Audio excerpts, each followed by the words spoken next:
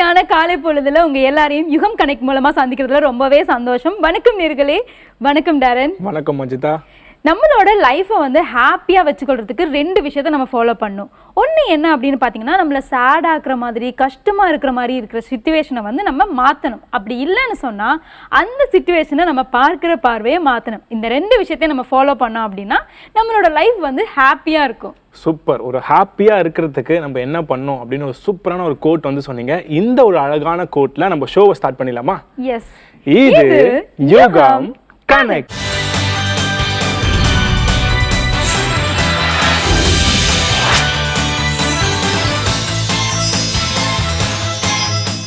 ஜனனி ஜனனி ஜெகம் நீ அகம் நீ.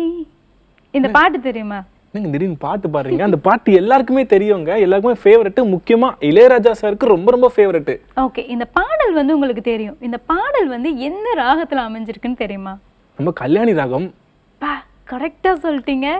எஸ், இன்னைக்கு வந்து ஒரு ராகம் பாடலோட வந்து பாக்கியஸ்ரீ அண்ட் காமேஷ் கல்யாணி ராகத்தை பற்றி தான் பேச போகிறாங்க. இந்த ராகத்தில் என்னென்ன பெனிஃபிட்ஸ் இருக்குது, இந்த ராகத்தை பற்றி மேலதிக டீட்டெயில்ஸ் சொல்கிறதுக்காக வராங்க. வாங்க பார்க்கலாம்.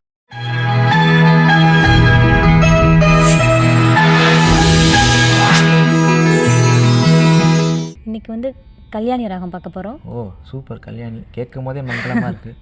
நம்ம நிறைய வந்து கோவில்களில் பார்த்துருப்போம். ஆமாம் ஆமாம். அதில் வந்து முதல்ல பாடுறதுக்கு இந்த ராகத்தை சூஸ் பண்ணுவாங்க. அதுதான் மங்களகரமான ராகம். இப்போ நீங்கள் சொன்னீங்க இல்லையா, அதே தான். ஓ சரி. இந்த ராகம் நிறைய ராகங்கள் இருக்குது, அதில் இதுவும் ஒரு ராகம். ஓகே. இது வந்து 65வது மேலகர்த்தா ராகம். மேலகர்த்தானா தாய் ராகம். தாய் ராகம், சம்பூர்ண ராகம், 7 ஸ்வரங்கள் வர ராகம். அதே தான். ஸோ இது என்ன ராகம் அப்படின்னு ஒரு பாட்டில் ஆரம்பிச்சாதான் தெரியும். என்ன பாட்டு இருக்கு? சினி சாங்லேருந்து ஆரம்பிப்போமா? இதில் சினி சாங் நிறைய இருக்கு. ஓ. ஜனனி ஜனனி ஜெகம் நீ அகம் நீ ஜெகத்காரணி நீ பரிபூரணி நீ ஜெகத்காரணி நீ பரிபூரணி நீ ஜனனி ஜனனி ஜெகம் நீ அகம் நீ. எல்லா ராகத்துக்குமே ஒரு மெடிக்கல் பெனிஃபிட் இருக்குன்னு சொல்லியிருக்கேன் இல்லையா? இந்த ராகத்துக்கும் ஒரு முக்கியமான பெனிஃபிட் இருக்குது. ஸோ இது வந்து என்ன ஆகுனா ஒரு மன அமைதியை கொடுக்கும் அப்படின்னு சொல்கிறாங்க. முக்கியமாக கர்ப்பிணி பெண்கள் இருக்காங்க இல்லையா, அவங்களுக்கு வந்து ஒரு எப்போவுமே ஒரு பதட்டமாகவே இருக்கும், ஒரு கவலை இருக்கும், ஒரு சின்ன பயம் இருக்கும். ஸோ அது அந்த மாதிரி டைமில் வந்து இந்த ராகத்தை கேட்கும்போது அவங்களுக்கு வந்து கொஞ்சம் ரிலாக்ஸாக இருக்கிற மாதிரி ஒரு ஃபீல் வருமா. ஸோ கேட்கும்போது ஆச்சரியமாக இருந்துச்சு. ஸோ நிறைய பேருக்கு வந்து அவங்க மட்டும் இல்லை, நார்மலாகவே இப்போ நம்ம எக்ஸாம் எழுத போகிறோம், ஏதாச்சும் வேறு எங்கேயாச்சும் ஒரு இன்டர்வியூ போகிறோம் அப்படின்னு வச்சுங்களேன், ஒரு பதட்டமாகவே இருக்கும். ஸோ அப்போது வந்து இந்த ராகத்தை கேட்டோம்னா ஒரு மன அமைதியே ஏற்படும், கொஞ்சம் ரிலாக்ஸ் ஆகும் அப்படின்னு சொல்கிறாங்க. ஸோ இதோட ஆரோகணமும் அவரோகணமும் பார்த்துருவோமா? சரி கமா பத நீ சா நீ த ப மா க ரி சா.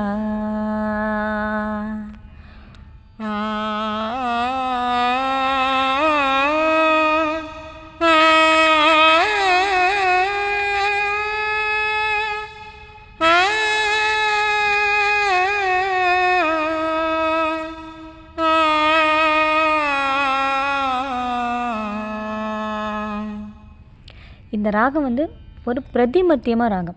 பிரதிமத்தியமம்னா இப்போது நமக்கு ஸ்வரஸ்தானங்கள்லேயே சாவும் பாவும் நிலையானது. இதுக்கு வேறு வந்து நோட்ஸ் கிடையாது. நம்ம எல்லா ராகம்னாலும் மாறாது, இதே இடத்துல தான் இருக்கும். ஆனால் ரீ க மா த நீ இந்த 5 ஸ்வரம் மட்டும் இடம் மாறிட்டே இருக்கும். ஒரு ஒன்று மாறிட்டே இருக்கும். இப்போ நிறைய ராகத்தில் மா 1 இருக்கும், மா 2 இருக்கும். மா 1 வந்து சுத்த மத்தியமம் அப்படின்னு சொல்லுவாங்க, மானா மத்தியமம். சரி. இந்த ராகத்துக்கு வருது மா 2. அப்போ இது வந்து பிரதி மத்தியமம். அம்மா வச்சு ஒரு சூப்பர் பாட்டு இளையராஜா சார் பண்ணியிருக்காரு, அந்த பாட்டு கொஞ்சம் பாடு. அம்மா என்றழைக்காத உயிரில்லையே, அம்மாவை வணங்காது உயரில்லையே, நேரில் நின்று பேசும் தெய்வம் பெற்ற தாயின்றி வேறொன்று ஏது அம்மா என்றழைக்காத உயிரில்லையே, அம்மாவை வணங்காது உயரில்லையே. இந்த ராகம் அதிகமாக வந்து அந்த கர்நாடிக் பேஸ்லேயே தான் இருக்கும். நம்ம சினி சாங் கேட்கும்போதுமே சுந்தரி கண்ணால் ஒரு செய்தி இருக்கு இல்லையா, அது மட்டும்தான் ஒரு மெலடியாக இருக்கும். மற்றது எல்லாமே அந்த கர்நாடிக் பேஸ் கண்டிப்பாக இருக்கும், அந்த கிளாசிக்கல் டச்லேயே இருக்கும். ஓகே. இப்போது காற்றில் வரும் கீதமே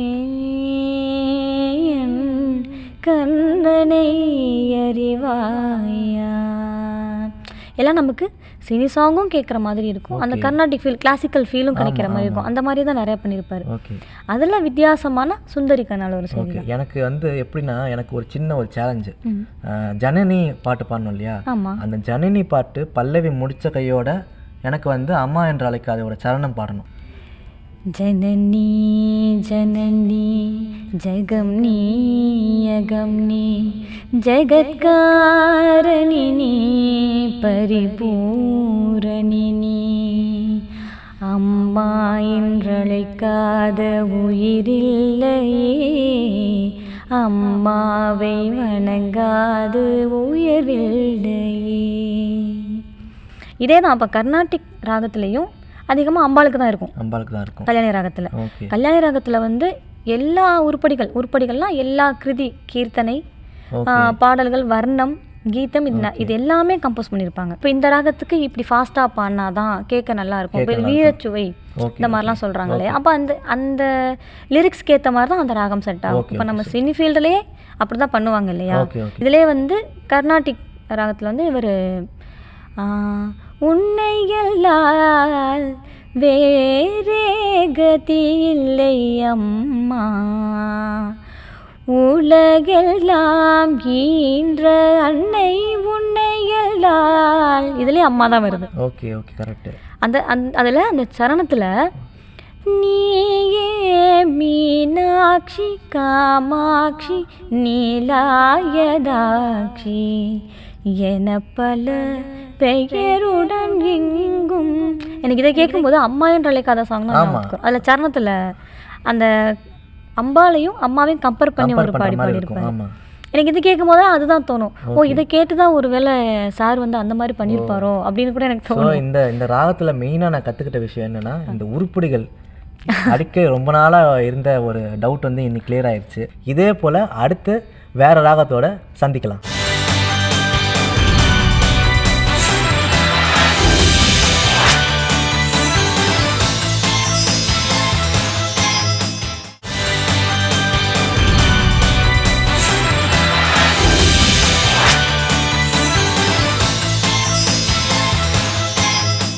டெய்லி கிருத்திகா ராதாகிருஷ்ணன் வந்து நமக்கு டேஸ்டியாகவும் ஈஸியாகவும் ஆரோக்கியமாகவும் ஃபுட்ஸ் வந்து எப்படி பண்ணலாம் அப்படின்றத சொல்லி தராங்க இல்லையா. இன்னைக்கு அவங்க என்ன சொல்லி தர வந்திருக்காங்க? இன்னைக்கு வந்து வித்தியாசமா கோதுமை அவல்ல ஒரு அடை செஞ்சு காட்ட போறாங்க. அதை எப்படி செய்யறாங்கன்னு போய் பார்ப்போமா?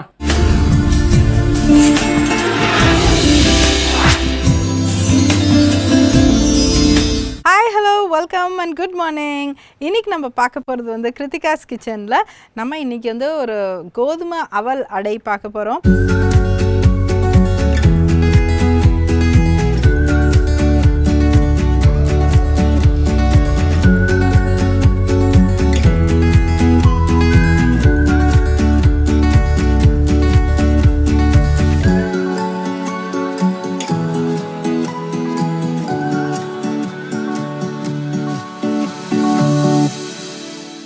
ஸோ அடைனாலே வந்து it's very good protein rich பிரேக்ஃபாஸ்ட்டுங்க. அண்டு அந்த மாதிரி நம்ம இப்போது அகேன் வெஜிடேரியன் ஆப்ஷன்ஸுக்கு வந்து இந்த அடைங்கிறது வந்து ஒரு ரொம்ப நல்ல ஒரு ஆப்ஷன். ஸோ இப்போ வந்து நம்ம எல்லாமே பாதி பாதி அளாக்கு எடுத்துருக்கோம். கடலைப்பருப்பு பாதி அளாக்கு, பாசிப்பருப்பு பாதி அளாக்கு, மைசூர் பருப்பு பாதி அளாக்கு, அதே மாதிரி ஒரு பாதி அளாக்கு கோதுமை அவல். ஸோ அதுதான் இன்றைக்கோட முக்கியமான ஒரு இன்க்ரீடியண்ட். ஊற வச்ச கடலைப்பருப்பு, ஊற வச்ச பாசிப்பருப்பு, மைசூர் பருப்பு, பச்சை மிளகாய். ஓகே, ஸோ இதை முதல்ல கொஞ்சம் ஒரு ரஃப் கிரைண்ட் பண்ணிக்கலாம். அதை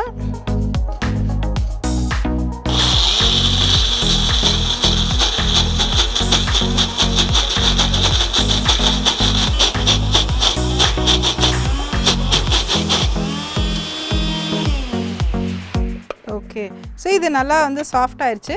இப்போ இன்னும் நான் 2-3 இன்க்ரீடியன்ட் இன்னும் ஆட் பண்ணதுக்கு கொஞ்சம் கருவேப்பிலை, அதே மாதிரி ஊற வச்ச வெந்தயம், லைட்டாக வாட்டர்,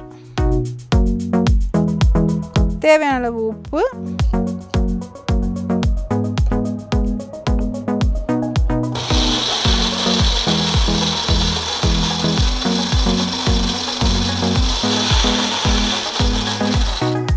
வச்சுட்டு இதை நம்ம இதில் ஆட் பண்ணிடலாம்.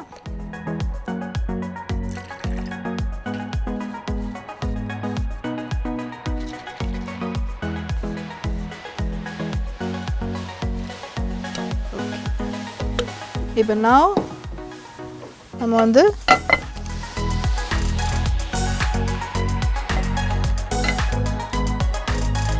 இந்த பேனை நல்லா ஹீட் பண்ணிவிட்டு ஆயில் அப்ளை பண்ணிடலாம்.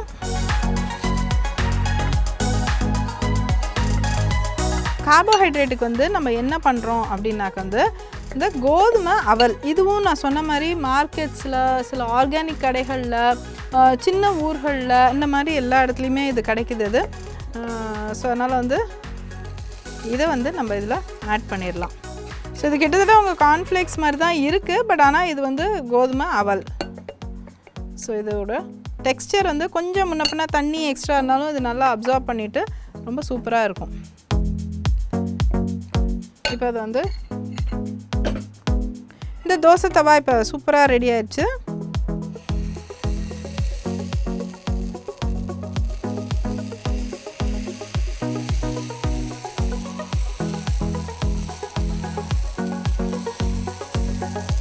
ஸோ அடை இஸ் ரெடி. ஓகே, அது என்னமோ உங்கள் அடைனாலே அதை கொஞ்சம் ஸ்க்ராட்ச் பண்ணி தான் விட வேண்டியிருக்கு நடுவில். So I think we have to do the honours. இதை வந்து இங்கே கொஞ்சம் ஒரு கேப் விட்டால் தான் வந்து அந்த அடை சூப்பராக வருது. நானும் எவ்வளோ தரம் வந்து ட்ரை பண்ணி பார்த்துருக்கேன், எதுக்கு அடைக்கு எதுக்கு ஹோல்ஸ் போடணும் அப்படின்றாலும் வந்து அந்த அடைக்கு ஓட்டையை போட்டால் தான் வந்து அது நல்லா வருது. அது ஆல்சோ சில சமயம் நான் வந்து கிறிஸ்பி அடை மாதிரியும் நான் செய்வேன், அதுவும் ரொம்ப நல்லா இருக்கும். ஸோ இதில் வந்து ரொம்ப நிறைய இல்லாமல் ஆயில் அங்கங்கே அப்படியே கொஞ்சம் கொஞ்சமாக ட்ராப் மாதிரி விட்டுலாம்.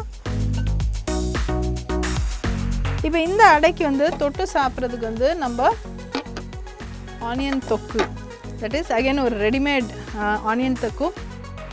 ஸோ இதுக்கு வந்து இந்த ஆனியன் தொக்கு வந்து ரொம்ப சூப்பராக இருக்கும். இதை வந்து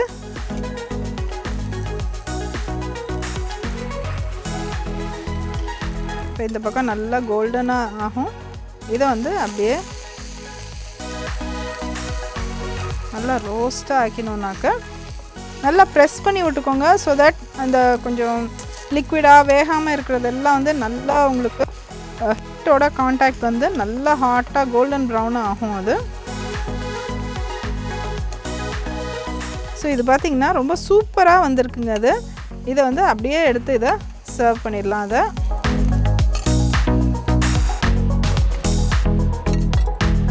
do enjoy your breakfast and let me know. We'll meet you again tomorrow. Till then, see you. Take care. Bye bye.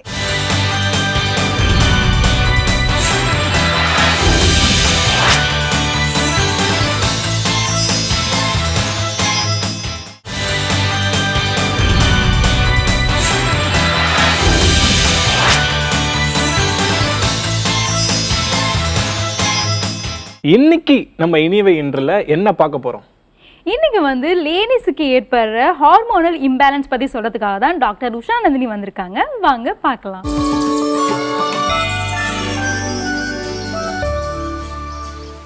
அனைவருக்கும் வணக்கம். நான் doctor MS Usha Nandini, Siddha physician, lotus women care hospitals, PCOS speciality centre, Saibaba colony, Coimbatore, KK Nagar, Chennai. இனியவை என்ற நிகழ்ச்சியில் தொடர்ந்து நம்ம பெண்கள் சார்ந்த பல ஆரோக்கிய குறிப்புகளை பார்த்துட்டே பாருங்க. அந்த வகையில் இன்றைக்கி நம்ம சொல்லக்கூடியது இந்த ஹார்மோனல் இம்பேலன்ஸ் அப்படிங்கிற ஒரு விஷயம் நம்ம எப்படி சரி செய்யலாம் அப்படிங்கிறத பற்றி தான். ஏன்னா இன்றைக்கி வந்து நம்ம பீரியட்ஸ் இஷ்யூன்னு டாக்டர்கிட்ட போகும்பொழுதே அவங்க சொல்லக்கூடிய ஒரு விஷயம் வந்து நம்ம உடலில் சுரக்கக்கூடிய பெண்களை இயக்கக்கூடிய நாளமில்லா சுரப்பிகள்லேருந்து வரக்கூடிய சுரப்பிகள் தான் உடலை ஆரோக்கிய சீர்கேடு அடைய செய்யுது. அந்த சுரபிகளுடைய இம்பேலன்ஸ் தான் ஆரோக்கிய சீர்கேடு அடைய செய்யுது அப்படிங்கிறது நமக்கு தெரிஞ்ச விஷயம். ஸோ அப்போ ஹார்மோன்ஸை சீர் செய்யக்கூடிய, ஹார்மோன்களை சரி செய்யக்கூடிய உணவு முறைகள்லாம் என்ன அப்படிங்கிறத பற்றி தான் இன்னைக்கு பதிவில் நம்ம பார்க்க போகிறோம். நம்மளுடைய ஹார்மோன் மண்டலத்துக்கும் நம்ம ஹார்மோன் சிஸ்டத்துக்கும் நம்மளுடைய நரம்பு சிஸ்டத்துக்கும் சம்மந்தம் இருக்குது. ஸோ நரம்பு மண்டலத்தையும் ஹார்மோன்ஸையும் தொடர்பு படுத்தி நம்ம பார்க்கணும். ஸோ நம்ம உடம்புல சுரக்கக்கூடிய ஒவ்வொரு ஹார்மோனுமே நரம்பு சத்துக்களை சார்ந்ததாகத்தான் இருக்குது. ஸோ இதை வந்து நம்ம என்ன சொல்லுவோம்னா நரம்பு கடத்திகள் அப்படின்னு சொல்லுவோம், நியூரோ டிரான்ஸ்மிட்டர்ஸ் அப்படின்னு சொல்லுவோம். ஸோ நமக்கு தெரிஞ்ச நியூரோ டிரான்ஸ்மிட்டர்ஸ் பார்த்திங்கன்னா டோப்பமைன், செரட்டோனின், மெலட்டோனின் இந்த மாதிரி நிறைய இருக்குது.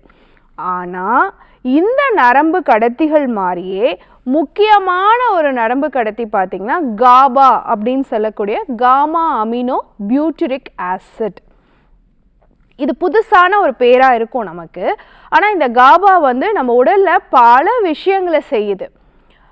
உதாரணத்துக்கு இப்போ நம்மளுடைய மன அழுத்தம் அதிகமாக இருக்குது, ரொம்ப பதட்டமாக இருக்குது, ஸ்ட்ரெஸ் ரொம்ப அதிகமாக இருக்குன்னா இந்த காபா குறைபாடு நமக்கு இருக்குது அப்படின்னு அர்த்தம். நமக்கு சரியாக தூக்கம் வர மாட்டேங்குது அப்படின்னு சொன்னால் இந்த காபாவோட குறைபாடு நமக்கு இருக்குது அப்படின்னு அர்த்தம். அதே மாதிரி கருமுட்டை சரியான நேரத்துக்கு வெடித்து வெளியே வர மாட்டேங்குது, கருமுட்டையோடைய வளர்ச்சியில் குறைபாடு இருக்குது அப்படின்னு சொன்னாலும் இந்த காபாவோட குறைபாடு நமக்கு இருக்குது அப்படின்னு அர்த்தம். நம்மளுடைய உடலில் வீக்கங்கள் அதிகமாக இருக்குது, ஹார்மோன் சார்ந்த பிரச்சனைகள் அதிகமாக இருக்குது அப்படின்னாலும் இந்த காபாவோட குறைபாடு நமக்கு இருக்குதுன்னு அர்த்தம். இர்ரெகுலர் பீரியட்ஸுக்கும் இந்த காபாவோடைய குறைபாடு ஒரு காரணமாக இருக்குது. அப்போது இந்த விஷயங்களெல்லாம் சரி செய்யும் பொழுது நம்ம உடலில் வந்து ஆன்டி இன்ஃப்ளமேட்ரி ஆக்ஷன் கிடைக்கும். அப்போ இந்த காபா சரியான விதத்தில் நம்ம ரத்தத்தில் சுரந்துச்சு அப்படின்னு சொன்னால் உடலில் இருக்கக்கூடிய வீக்கங்கள் குறையும். அடுத்து நம்மளுடைய நரம்புகள் வலுவாகும், உடல் எடை கட்டுப்பாட்டில் இருக்கும், நம்மளுடைய நோய் எதிர்ப்பு சக்தி மேம்படும், பீரியட்ஸ் கரெக்டாக ரெகுலராக மாதம் நடக்கும், குடலில் நம்ம உண்ணக்கூடிய உணவில் இருக்கக்கூடிய சத்துகள் முழுமையாக உறிஞ்சப்படும், அதனால் குடல் ஆரோக்கியம் மேம்படும், நரம்புகள் வலுவாகும். இந்த மாதிரி பல விஷயங்கள் வந்து இந்த காபாலேருந்து நமக்கு கிடைக்குது. ஸோ அப்போது இத்தனை விஷயங்களை நடத்தி கொடுக்கக்கூடிய இந்த நியூரோ டிரான்ஸ்மிட்டரை, நரம்பு கடத்திய ஹார்மோன்ஸை பேலன்ஸ் பண்ணுறதுக்கு நம்ம எப்படி நம்ம ரத்தத்தில் உருவாக்கிக்கிறது அப்படின்னு சொல்லி கேட்டிங்கன்னா, க்ரீன் டீ இருக்குது இல்லைங்களா? ஸோ ஒரு நாளைக்கு 2 தடவை, அளவுக்கு அதிகமாக கிடையாது, ஒரு நாளைக்கு 2 தடவை மட்டும் நம்ம டீ எடுத்துக்கும் பொழுது அதில் இருந்து எல்தியோனைன் அப்படிங்கிற ஒரு வேதியியல் பொருள் நமக்கு கிடைக்குது. அது வந்து இந்த காபாவோட secretion, gamma amino butyric ஆசிடோடைய செக்ரீஷனுக்கு support பண்ணுது, ரத்தத்தில் அதிகரிக்கக்கூடியதாக இருக்குது. ரெண்டாவது விஷயம் பார்த்திங்கன்னா குடைமிளகாய் சாலட். ஸோ இது எல்லாமே ஹார்மோன்ஸை பேலன்ஸ் பண்ணக்கூடிய உணவுகள் தான். ஸோ குடைமிளகாயோடைய சாலட் மாதிரி எடுத்துக்கலாம், இல்லை அதுவே நம்ம வந்து துவையலாக அரைச்சி சாப்பிடலாம், இல்லைனா அதில் நம்ம வந்து பொரியல் மாதிரியும் பண்ணி சாப்பிட்லாம் இல்லைங்களா? ஸோ அது வந்து இந்த காபாவோட செக்ரீஷனுக்கு சப்போர்ட் பண்ணக்கூடியதாக இருக்குது. அந்த காலத்தில் இருந்தே நம்ம முன்னோர்கள் வந்து பாசிப்பயிறு உருண்டை பண்ணி சாப்பிடுவாங்க. பாசிப்பயிரை வந்து வேக வச்சு கருப்பட்டி போட்டு ஆட்டி ஏலக்காயெல்லாம் சேர்த்து உருண்டை பிடிச்சி கொடுப்பாங்க. இதுவும் இந்த காபாவோட செக்ரீஷனுக்கு சப்போர்ட் பண்ணக்கூடியதாக இருக்குது. அதே மாதிரி பார்த்திங்கன்னா கருப்பு பீன்ஸ், நார்மலாக நம்ம எடுத்துக்கக்கூடிய சுண்டலில் கருப்பு பீன்ஸ் ரெகுலராக சேர்த்துட்டு வந்தோம் அப்படின்னு சொன்னாலும் இந்த காபாவோட செக்ரேஷன் கிடைக்கிறதுக்கான சான்சஸ் இருக்குது. ஏலக்காய் இஞ்சி சேர்த்து அழகாக ஒரு டீ மாதிரி ப்ரிப்பேர் பண்ணி கருப்பட்டி போட்டு ரெகுலராக நம்ம குடிக்கும் பொழுது நல்ல தூக்கமும் வரும், உடலில் இருக்கக்கூடிய வீக்கமும் குறையும், பிபியும் கண்ட்ரோல் ஆகும், அதே சமயம் குடலுடைய ஆரோக்கியமும் மேம்படும், ஹார்மோன்ஸோட செக்ரேஷனும் நல்லபடியாக இருக்கும். ஸோ காலையிலையோ இரவு பானமாகவோ இல்லை மாலை நேர பானமாகவோ ஏலக்காய் இஞ்சி பானம் எடுத்துக்கிட்டோம் அப்படின்னு சொன்னால் ஹார்மோன்ஸ் படிப்படியாக ரெகுலர் ஆகிறத நம்மளால் பார்க்க முடியும். கண்டிப்பாக சிட்ரஸ் பழங்கள் டெய்லி ஒரு லெமன் ஜூஸ் குடிங்க, இல்லை டெய்லி ஒரு ஆரஞ்சு பழம் சாப்பிடுங்க, இல்லைன்னா வந்துட்டு ஒரு பெரிய நெல்லிக்காய் எடுத்துக்கோங்க. அது கண்டிப்பாக உங்களுடைய ஹார்மோன்ஸோடைய இம்பேலன்ஸ்க்கு சப்போர்ட் பண்ணி சரி பண்ணக்கூடியதாக இருக்கும். அதே மாதிரி நிறைய மீன் வகைகள் எடுத்துக்கோங்க, வால்நட், பாதாம், இந்த மாதிரியான உணவுகளை கண்டிப்பாக சேர்த்துக்கோங்க. இதெல்லாம் சேர்த்தும் பொழுது ஹார்மோன்ஸ் படிப்படியாக ரெகுலர் ஆகும். இதை தாண்டி ஒரு நாளைக்கு குறைஞ்சபட்சம் ஒரு ½ அன் ஹவர் எக்ஸசைஸ் பண்ணினோம், வாக்கிங் போனோம் அப்படின்னு சொன்னாலே இந்த காபாவோட செக்ரேஷன் நமக்கு கிடைக்க ஆரம்பிக்கும், ஹார்மோன்ஸும் பேலன்ஸ் ஆகும். ஒரு 20 மினிட்ஸ் மெடிடேட் பண்ணோம் அப்படின்னு வச்சுக்கோங்களேன், நமக்கு இந்த காபாவோட செக்ரேஷன் கிடைச்சிரும். ஸோ நரம்பு மண்டலம் ஹார்மோன் மண்டலத்தோடு தொடர்புடையது. நரம்பு மண்டலம் ஒழுங்காக இருந்தால், நரம்பு கடத்திகள் முழுமையாக செயல்பட்டால் ஹார்மோன் சுரப்பு சீராக இருக்கும். அப்படிங்கிறத இந்த காபா அப்படிங்கிற ஒரு விஷயத்தை வச்சு நான் உங்களுக்கு சொல்லி கொடுத்துருக்கேன். இது எந்தெந்த உணவில் இருக்குங்கிறத பற்றியும் நான் சொல்லியிருக்கேன். கண்டிப்பாக இதை பயன்படுத்தும் பொழுது படிப்படியாக நம்ம ஹார்மோன்ஸ் பேலன்ஸ் ஆகிட்டே வரும். ஸோ ஹார்மோனல் இம்பேலன்ஸ்க்காக மருந்து மாத்திரைகளை நோக்கி போகிறத காட்டிலும் ஹார்மோன் மாத்திரைகள் நிரந்தர தீர்வாகாது அப்படிங்கிறத தெரிஞ்சுக்கிட்டு கண்டிப்பாக இந்த உணவு முறை மாற்றத்தை கொண்டு வாங்க. இதே மாதிரி இன்னொரு ஆரோக்கிய குறிப்போடு நான் உங்களை சந்திக்கிறேன். இயற்கையோடு இணைவோம், ஆரோக்கியமாக இருப்போம், ஆனந்தமாக வாழ்வோம். நன்றி, வணக்கம்.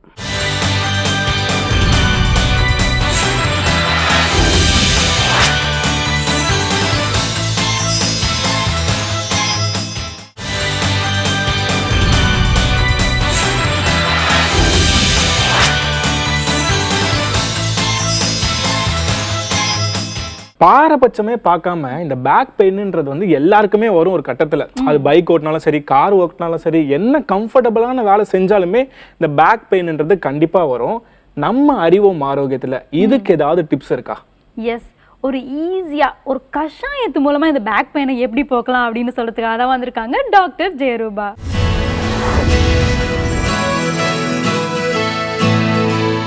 அன்பான காலை வணக்கம். நான் ஸ்ரீவர்மா மருத்துவமனையிலிருந்து மருத்துவர் ஜெயரூபா. இந்த நாள் இனிய நாளாக அமைய என்னுடைய மனமார்ந்த வாழ்த்துக்களும் பிரார்த்தனைகளும்.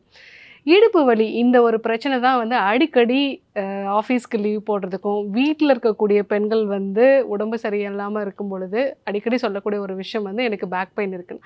ஸோ இந்த மாதிரி இடுப்பு வலியை சரி செய்யக்கூடிய ஒரு கஷாயத்தை பற்றி தான் நம்ம இன்றைக்கி பார்க்க இருக்கிறோம். ஸோ இந்த கஷாயம் வந்து பவளமல்லியோட இலை, அந்த இலையை வச்சு நம்ம பண்ணக்கூடிய ஒரு கஷாயம். இந்த கஷாயத்தை ரெகுலராக ஒரு 40 days நம்ம எடுத்துக்கிட்டோம் அப்படின்னா அது வந்து நமக்கு தசைகளில் உண்டாகக்கூடிய வீக்கம், அதாவது இன்ஃப்ளமேஷனை வந்து குறைக்கும். அதே மாதிரி டிஸ்க் சம்பந்தமான பிரச்சனைகள், இதனால் நரம்புகளில் உண்டாகக்கூடிய அழுத்தம், இதையும் வந்து சரி செய்யக்கூடியது. இந்த பவளமல்லி அப்படிங்கிறது வந்து பார்த்திங்க அப்படின்னா, நீங்கள் இந்த பவளமல்லியை வந்து நீங்கள் யூஸ்வலாக பார்த்துருப்பீங்க. அதனுடைய அந்த காம்பு வந்து நல்ல பவளம் நிறத்திலே வந்து இருக்கும், பூ வந்து வெள்ளை நிறத்தில் இருக்கும். இதனுடைய இலைகளை பார்த்தீங்க அப்படின்னா நல்லா சுரசுரப்பாக இருக்கும். அது வந்து அதை மேலே நீங்கள் தொட்டு பார்த்தீங்க அப்படின்னாலே வந்து ரொம்ப சுரசுரப்பாக வந்து இருக்கும். யூஸ்வலாக இந்த பவளமல்லி இலை வந்து சுரம் சம்பந்தமான பிரச்சனை, ஃபீவர் இருக்கிறவங்களுக்கு வந்து இந்த பவளமல்லி இலையோட அந்த கஷாயம் வந்து கொடுக்கலாம். ஏன்னா இது வந்து ஆன்டிபைரட்டிக் எஃபெக்ட் வந்து இருக்குது. அது மட்டும் இல்லாமல் இதில் வந்து ஆன்டி இன்ஃப்ளமேட்ரி எஃபெக்டும் இருக்கிறதுனால இடுப்பு வலியை வந்து சரி செய்கிறதுக்கு இந்த கஷாயத்தை வந்து நம்ம பயன்படுத்தலாம். ஸோ இந்த கஷாயம் செய்கிறதுக்கு தேவையான பொருட்கள் என்னங்கிறத நம்ம பார்த்துக்கலாம். ஸோ பவளமல்லி இலை வந்து ஒரு 10 இலைகள் வரைக்கும் நீங்கள் எடுத்துக்கலாம். இது கூட வந்து சுக்கு, நம்ம சுக்கை வந்து பொடி பண்ணி சுக்கு பொடியாக வந்து வச்சுருக்கிறோம். அதே மாதிரி பூண்டு வந்து எடுத்துக்கணும், மிளகு, இதுதான் வந்து இதற்கு தேவையான பொருட்கள். ஸோ இதுக்கு வந்து நம்ம இந்த கஷாயம் செய்கிறதுக்கு வந்து ஒரு 150 to 200 ml அளவுக்கு நம்ம தண்ணீர் வந்து சேர்த்துக்கலாம். ஸோ இதில் இந்த பவளமல்லி இலைகளை வந்து சின்ன சின்னதாக வந்து நம்ம கட் பண்ணி போட்டுக்கலாம். ஸோ இந்த பவளமல்லி இலைகள் வந்து நீங்கள் அதை வந்து பறிக்கும் பொழுதே நல்ல சுரசுரப்பு தன்மையோடு இருக்கும். அது ஒன்றோட ஒன்று உராயும் பொழுதே கூட வந்து ஒரு சத்தத்தோடு தான் வந்து இருக்கும். ஸோ இது வந்து ஒரு பெஸ்ட் ஆன்டி இன்ஃப்ளமேட்டரின்னு சொல்லலாம். ஏன்னா நம்மளுடைய இடுப்பு பகுதியில் பார்த்தீங்க அப்படின்னா தசைகள் மட்டும்தான் வந்து சப்போர்ட்டாக இருக்கும். ஸோ அங்கே வந்து எலும்புகளோட சப்போர்ட் வந்து அதிகமாக வந்து இருக்காது. ஸோ அங்கே வந்து தசைகள் பலகீனமாகும்போது தான் முதல்ல வந்து நமக்கு வந்து வலி உண்டாக ஆரம்பிக்கும். ரொம்ப நேரம் வந்து நிற்கிறது, இல்லை வந்து அதிகம் வந்து பளு தூக்குறது, இந்த மாதிரியான விஷயங்கள், ரொம்ப நேரம் உட்கார்ந்து வேலை செய்கிறது, இதெல்லாமே வந்து இடுப்பு வலி வர்றதுக்கு ஒரு முக்கியமான காரணம். பெண்களுக்கு கர்ப்பப்பை சம்மந்தமான பிரச்சனைகள் இருந்தாலும் இடுப்பு வலி வர்றதுக்கான வாய்ப்புகள் இருக்குது. இது கூட இப்போ வந்து நம்ம ஒரு 1/2 டீஸ்பூன் அளவுக்கு வந்து சுக்குப்பொடி வந்து சேர்த்துக்கலாம். ஸோ சுக்கு வந்து வயிற்றில் தங்கக்கூடிய ஆமத்தை வந்து சரி செய்யக்கூடியது. அதே மாதிரி அந்த ஆமம் தொடர்ந்து நம்ம உடம்புல தங்கி இருக்கும்போது தான் அது வாத சம்பந்தமான பிரச்சனைகளை வந்து அதிகப்படுத்தும். ஸோ அதுக்காக வந்து நம்ம சுக்கு வந்து சேர்த்துருக்கோம். இப்போ வந்து ஒரு 3லேருந்து 4 பல் அளவுக்கு பூண்டு. ஸோ இந்த பூண்டு அது கூட வந்து நம்ம மிளகும் வந்து சேர்த்துக்கலாம். ஸோ பூண்டை வந்து ஜஸ்ட் வந்து நம்ம தட்டி போட்டுக்கலாம். ஸோ இந்த பூண்டை வந்து நம்ம இதில் சேர்த்துக்கலாம். ஸோ பூண்டும் வந்து நம்ம உடம்புல இருக்கக்கூடிய வாதத்தை வந்து சரி செய்யக்கூடியது. அதே மாதிரி நம்மளுடைய எலும்புகளுக்கு வந்து பலம் கொடுக்கக்கூடியது. இது கூட ஒரு 1/2 டீஸ்பூன் அளவுக்கு நம்ம மிளகும் வந்து சேர்த்துக்கலாம். ஸோ இந்த மிளகு வந்து நம்ம 1-2 நம்ம அதை தட்டிட்டோம். ஸோ இதை வந்து இந்த கஷாயத்தோடு வந்து சேர்த்துடலாம்.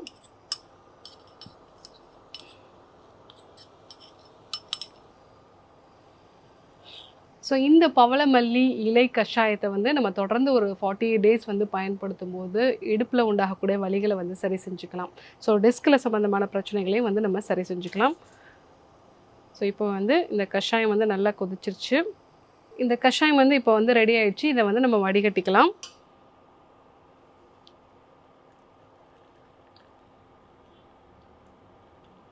இந்த பவளமல்லி இலை கஷாயம் வந்து இப்போ ரெடி ஆயிடுச்சு.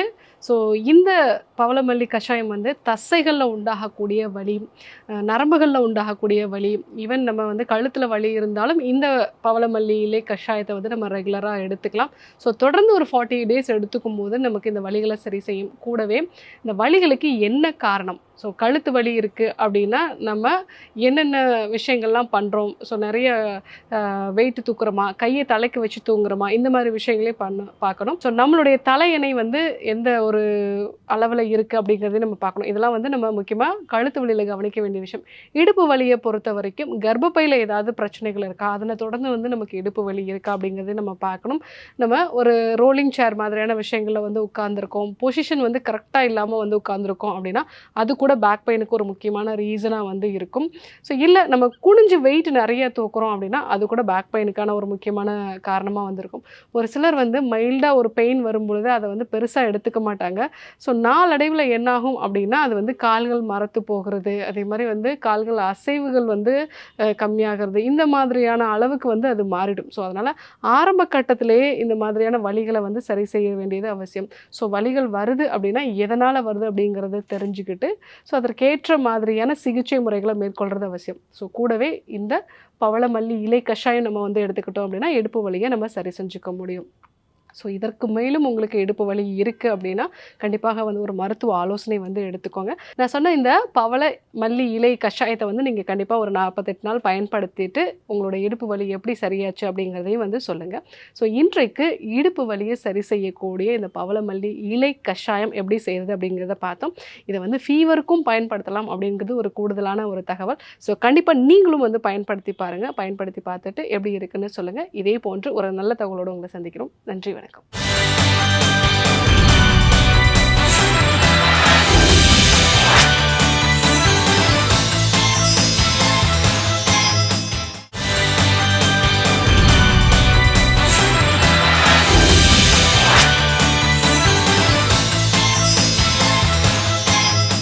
குட்டி ஸ்டோரியில் புதுகை பாரதி வந்து நமக்கு எப்பயுமே ஒரு மோட்டிவேஷனலான ஸ்டோரியோட தான் வந்திருப்பாங்க. இன்னைக்கு அவங்க என்ன ஸ்டோரி சொல்ல போறாங்க? இன்னைக்கு வந்து பணம் வந்து சேர்த்து வைக்கிறது எவ்வளோ இம்பார்ட்டன்டான விஷயமோ அதே மாதிரி அதை பயன்படுத்துறது ரொம்ப ரொம்ப பெரிய இம்பார்ட்டன்டான விஷயம். அந்த விஷயத்தை கிளியர் கட்டாக ஒரு குட்டி ஸ்டோரியில் சொல்கிறதுக்காக தான் இன்னைக்கு அவங்க வந்திருக்காங்க. வாங்க போய் பார்க்கலாம்.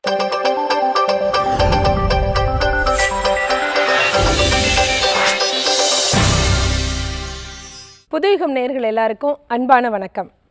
இன்றைக்கி நம்ம குட்டி ஸ்டோரி பகுதியில் என்ன கதை பார்க்க போகிறோம்? ரொம்ப பணக்காரர் ஒருத்தர் பாவம் ரொம்ப அப்பாவி, கிராமத்து ஆள், ரொம்ப கஷ்டப்பட்டு சம்பாதிச்சார். நிறைய சொத்து பத்தெல்லாம் இருந்துச்சு தான் அவருக்கு. அப்படின்னாலும் கூட அவருக்கு ஒரு சின்ன பயம், நம்ம சேர்த்து வச்ச பணத்தெல்லாம் யாராவது எடுத்துகிட்டு போயிடுவாங்களோ அப்படிங்கிற ஒரு பெரிய பயம் எப்போவுமே இருந்துகிட்டே இருக்கும்.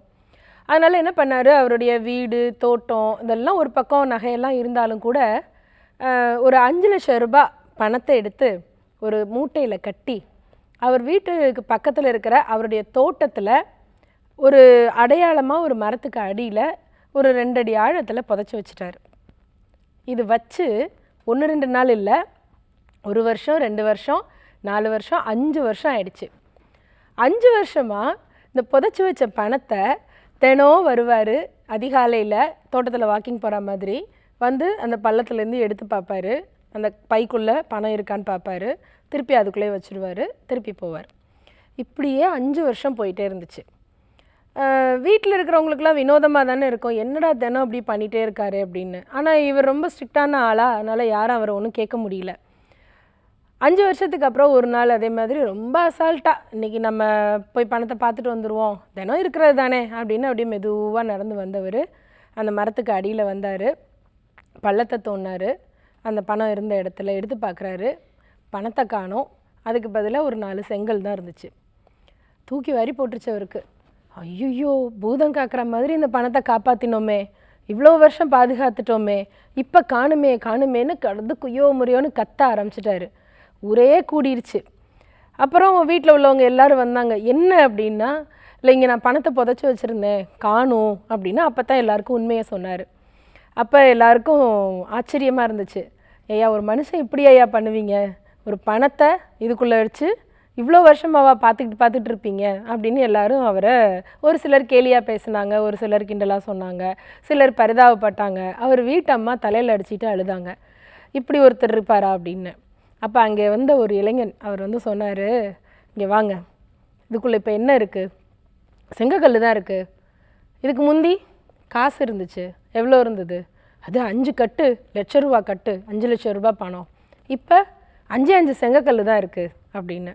அப்போ அந்த பையன் சொன்னாராம், உங்களை பொறுத்த வரைக்கும் இந்த உள்ளுக்குள்ளே இருக்கிற செங்கக்கல்லும் ஒன்று தான், இதுக்கு முன்னாடி இருந்த பணக்கட்டும் ஒன்று தான்.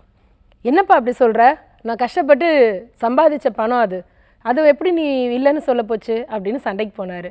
அப்போ அந்த பையன் அவரை சமாதானமாக படுத்தி சொன்னானா, அப்படி இல்லைங்க ஐயா, நீங்கள் கஷ்டப்பட்டு சம்பாதிச்சிங்க, அதை பாதுகாக்கணும்னு நினச்சிங்க, அதிலெல்லாம் தப்பு கிடையாது.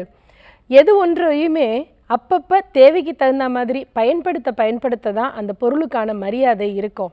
ஏதோ ஒரு அவசர தேவைக்காக கொஞ்சம் பணத்தை நம்ம சேமித்து எடுத்து நம்ம வச்சுக்கலாம் பத்திரமா. ஆனால் அதுக்காக இவ்வளோ பெரிய தொகையை, அதுவும் இத்தனை வருஷமாக மண்ணுக்குள்ளே வீணாக புதைச்சி வச்சுருக்கீங்க இல்லையா, அந்த பணமும் இந்த செங்கக்கல்லோ கிட்டத்தட்ட ஒன்று தான் உங்களை பொறுத்த வரைக்கும் அப்படின்னு சொல்லிட்டு போனாலாம். அப்போ தான் அவருக்கு புரிஞ்சுது, பணத்தை தேடி சேர்த்து வைக்கிறது பெருசு கிடையாது, அதை சரியான வழியில் பயன்படுத்துறது தான் நமக்கும் சமுதாயத்திற்கும் பயனுள்ளதாக இருக்கும். இப்படித்தான் நம்மள இருக்கக்கூடிய பல பேர் நம்முடைய திறமைகளை அவங்களுக்குள்ளேயே புதைச்சி வச்சுக்குவாங்க. அப்படி திறமைகளை புதைச்சி வைக்கிறத விட அதை அப்பப்போ எடுத்து மற்றவர்களுக்கு பயன்படுற விதமாக அதை வெளிக்கொணர்ந்தால் தான் அந்த திறமைக்கு மரியாதை இருக்கும். சேமித்து வைக்கிறதுங்கிறது ரொம்ப முக்கியம்தான். ஆனால் அந்த சேமிப்பை தாண்டின பயன்பாடு, எந்த பொருளும் எப்போ மற்றவர்களால் அறிந்து பயன்படுத்தப்படுகிறதோ அப்பத்தான் அந்த பொருளுக்கான மதிப்பும் மரியாதையும் கூடும். சிந்திப்போமா? நன்றி.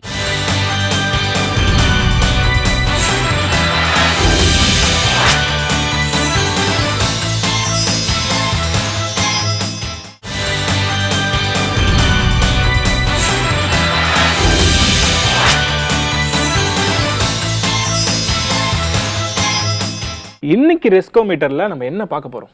இன்னைக்கு மிஸ்டர் ரமேஷ் வந்து அஸ்ட்ராலஜி மூலமா யாரு எந்த ஷேர்ல இன்வெஸ்ட் பண்ண நிறைய பெனிஃபிட்ஸ் கிடைக்கும் அப்படின்றத சொல்றதுக்காக வந்திருக்கார். பார்த்துடலாமா? பார்க்கலாம்.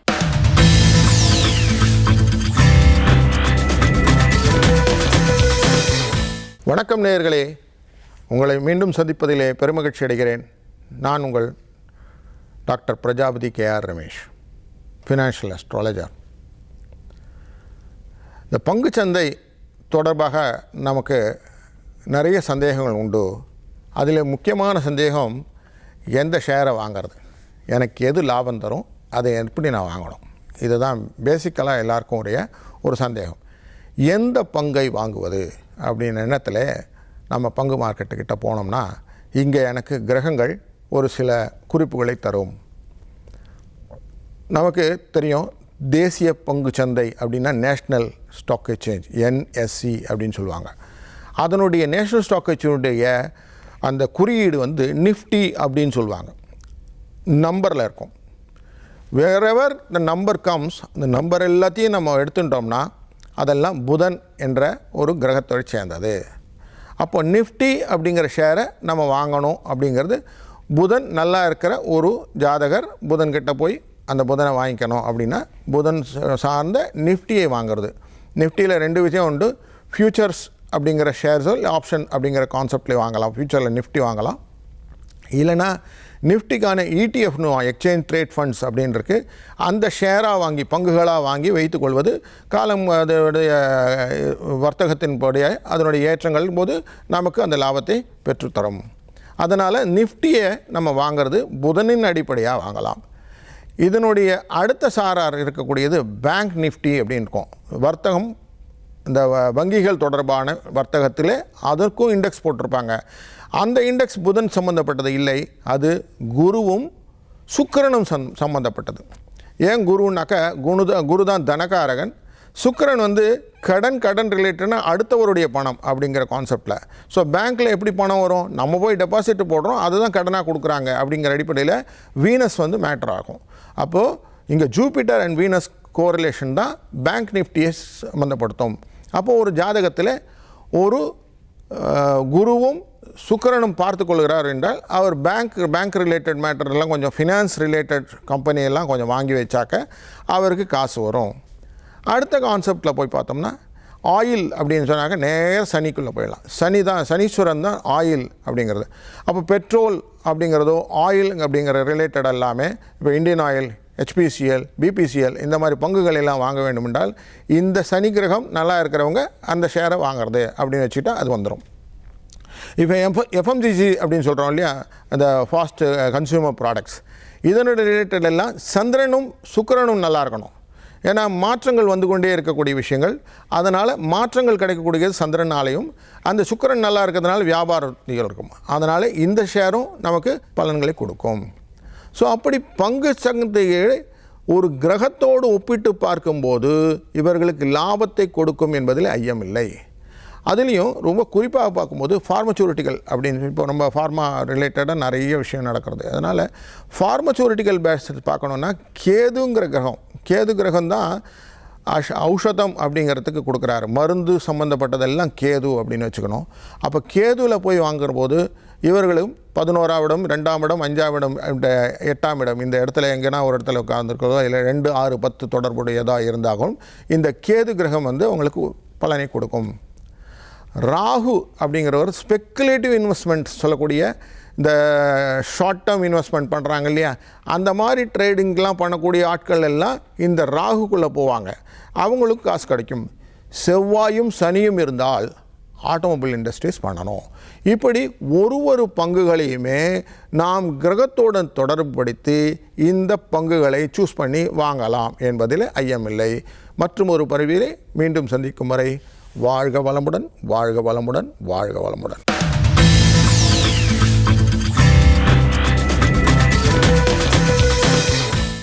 இன்னைக்கு யுகம் கணக்கில் நிறைய இன்ட்ரெஸ்டிங்கான செக்மெண்ட்ஸ்லாம் பார்த்தோம். இதே மாதிரி நாளைக்கு ஒரு சூப்பரான செக்மெண்ட்ஸ்ல வந்து சந்திக்கும் வரை இப்போ உங்களிடமிருந்து விடைபெறுவது நான் உங்கள் டாரன் பாபு, நான் உங்கள் அஜிதா. இது யுகம் கனெக்ட்.